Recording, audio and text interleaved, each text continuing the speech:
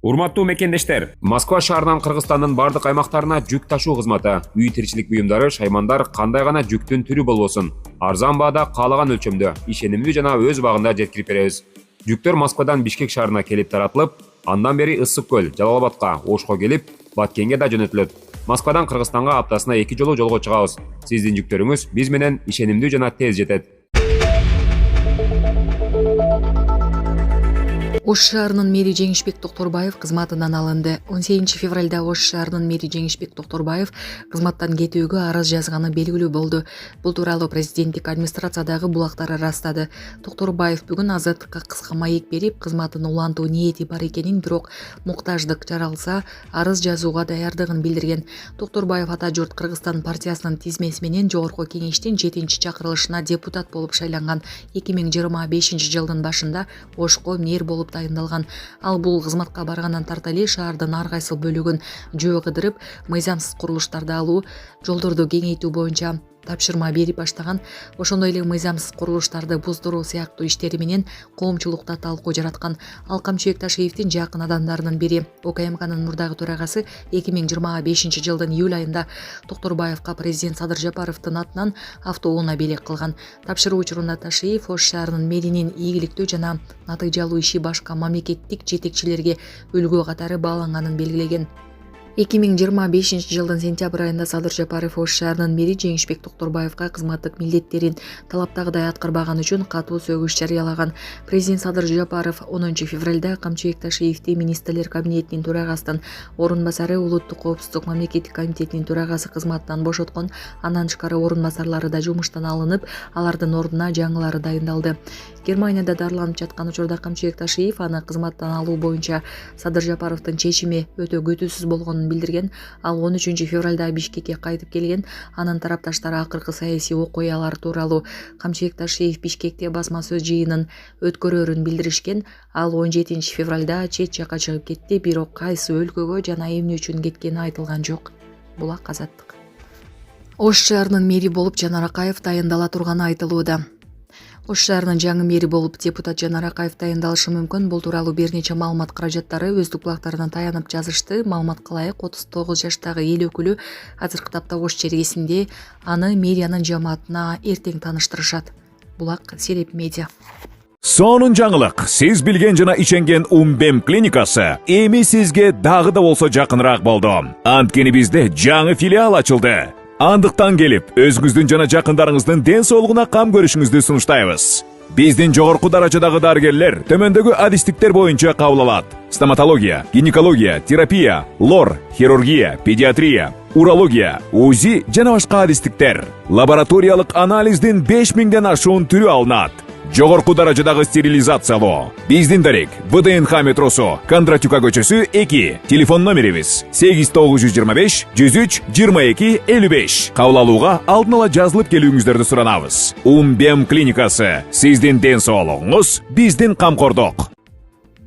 Кыргызстандын элчиси Туркиянын тышкы иштер министрлигинин орун басары менен жолугушту. Кыргызстандын Туркиядагы элчиси Руслан Казакбаев Туркиянын тышкы иштер министринин орун басары Али Озел менен жолугушту. Бул тууралуу 18 февралда тышкы иштер министрлигинен билдиришти. Маалыматка ылайык тараптар саясий, соода-экономикалык, маданий-гуманитардык жана билим берүү тармактарындагы эки тараптуу кызматташтыктын учурдагы деңгээлин жогору баалап, эң жогорку жана жогорку деңгээлдерди өз ара сапарларды уюштуруу жана тышкы саясат ведомстволорунун ортосунда консультацияларды өткөрүү пландарын белгилешти. Ошондой эле Казакбаев президент Садыр Жапаровдун жетекчилиги астында Кыргызстанда жүргүзүлүп жаткан саясий жана экономикалык реформалар тууралуу кеңири маалымат берди. Тараптар Кыргызстан менен Туркиянын жарандарынын өз ара саякаттоо жана аймактарында жүрүп туруу маселелерин, анын ичинде жашоо шарттарын жөнөкөйлөтүү жана визасыз режимдердин мөөнөтүн узартуу мүмкүнчүлүгүн кеңири талкуулашты. Муфтият быйылкы жылга карата битир садаканын өлчөмүн бекитти. Кыргызстан мусулмандарынын дин башкармалыгы өлкө боюнча 2026 жылга карата битир садаканын баасын бекитти. Бул тууралуу муфтияттан кабарлашты. Маалыматка ылайык битир садака ар бир жаран башына буудай, un жана мейизден 1 кг 600 грамм, ал эми арпа жана курмадан 3 кг 200 грамм же алардын акчалай баасынын өлчөмү ыктыярдуу түрдө берилет. Балардын туруксуздугуна байланыштуу бир садака берген учурда 1 кг 600 грамм, буудай un, мейиз же 3 кг 200 грамм, арпа, курма баасына көңүл буруу зарыл деп жазылат анда. Белгилей кетсек, бул жылы оруз айы 19 февралда башталат. Өлкөдөгү ооз бекитүү жана ооз ачуу убактыларын шилтемеден көрө аласыздар. WhatsApp колдонмосуна жакында чоң өзгөрүүлөр киргизилет. WhatsApp мессенджерине жакында чоң өзгөрүүлөр киргизилери айтылды. Бул тууралуу чет элдик басылмалар жазышты. Андагы маалымат боюнча учурда жаңыртуу иштелип чыгууда, бирок коомдук тестирлөө үчүн азырынча жеткиликтүү эмес. Айтылган өзгөрүүлөр ишке киргизилгенден кийин колдонуучулар колдонуп жаткан техника каражатына карабастан браузер аркылуу топтук чалууларга кошула алышат. Мындан тышкары сүрөт, видео жөнөтүүдө дагы өзгөртүүлөр киргизилет. Ошондой эле WhatsApp топтук чалуу үчүн катышуучулардын чегин 32ге чейин көбөйтүүнү карап жатканы айтылды.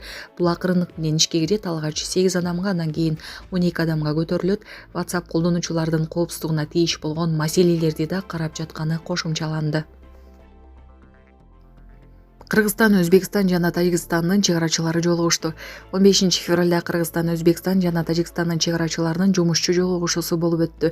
Жолугушуунун максаты ишенимди чыңдоо, туруктуу кырдаалды бекемдөө жана мамлекеттик чыгара режимин колдоо болгонун Кыргызстандын чыгара кызматы кабарлады. Иш-чара 3 өлкө чектешкен жерде Достук стеласынын жанында өттү. Жолугушууда тараптар кызматташуу, чыгара өкүлчүлүктөрүнүн ич-ара түз байланыш механизмдери жана чыгара аймагында ар кандай окуялардын алдын алууга багытталган аракеттерди координациялоо боюнча маселелерди талкуулашты. Өзгөчө көңүл чыгара аймактарында инженердик айыл чарба жана жазгы талаа иштерин жүргүзүүдө, кызматтык тартибине, ыктымал талаш кырдаалдарында ыкчам чара көрүү алгоритмине бурулду. Жолугушуу конструктивдүү жана ишкер маанайда өтүп, тараптардын мамлекеттик чыгара режимин андан ары чыңдоого, жакшы коңшулук мамилелерди өнүктүрүүгө жана чыгара аймактарында туруктуулукту сактоого даярдыгын тастыктады деп жазылган маалыматта. Тараптар мындан тышкары Достук стеласынын айланасын жакшыртып, жашылдандырууну чогуу жүргүзүүнү макулдашты. Кыргызстан, Өзбекстан, Тажикстан менен чыгараларын толугу менен 2025 жылы чечти. Булак Азаттык.